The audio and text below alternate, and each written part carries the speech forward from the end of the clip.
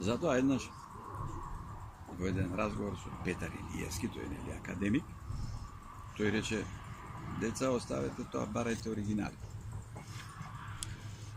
Значи, тоа е најважното.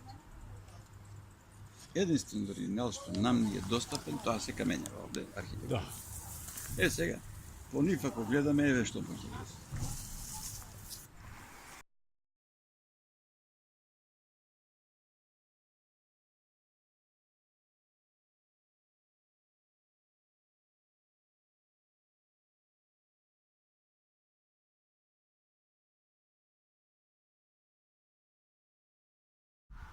Овде го населуваат локалните жители, кои ги познаваме како пајонци.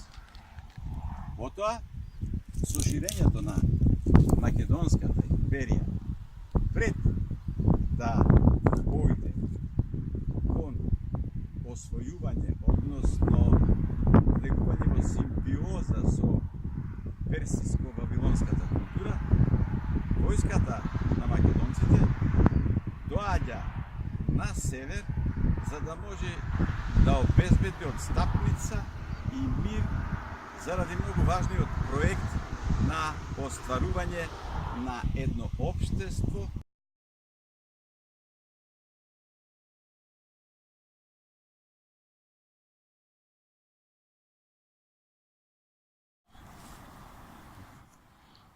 стоби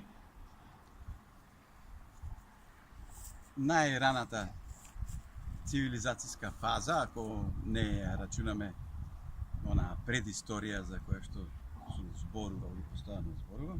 Значи, ова е времето на македонскиот период и ова е храмот на Изида,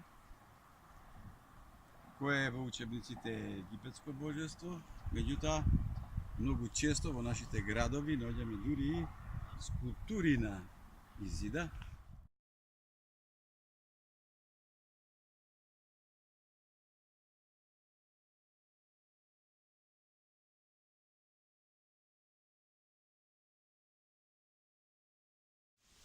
Ова црквище па одговара тотално на приказната на самотништвото, односно, ајде да речеме, испосништвото на Свети Јован, човекот кој предвиде дека ќе дојде Исус, кој го покрсти.